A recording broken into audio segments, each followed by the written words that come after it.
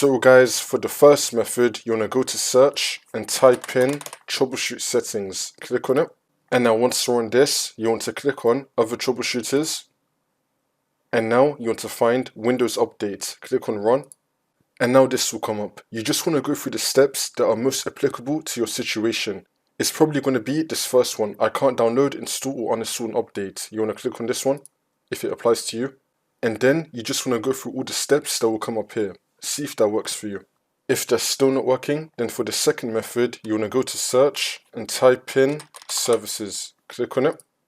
And now once you're on this, you want to click on any service one time and then click on W on your keyboard. Now we're going to scroll down till we find Windows Update. Double click on that. Make sure that you have the startup type on automatic and then click on start, which will now make the server status running, and then click on OK. And now you want to click on restart. You want to restart the Windows Update service. Next, you want to go to search and type in date and time settings. Click on it. And now once you're on this, make sure that your time zone is correct. Make sure that you have set time automatically turned on. Now you want to scroll down and then click on sync now.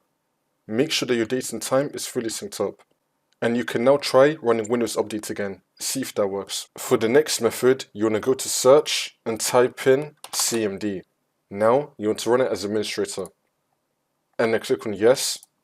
And now once you're on this, you want to type in SFC space / scan now and then click on enter. And you now want to run this scan. Wait for this to load. I'm going to skip the video to when the scan will be fully completed. And then once that's been done, now you want to type in DISM space / online space / cleanup - image space / restore health and then click on enter. And you now want to run this scan as well. Wait for this to load. And then once you complete both these scans, you just want to restart your computer. And this should now fix your problem.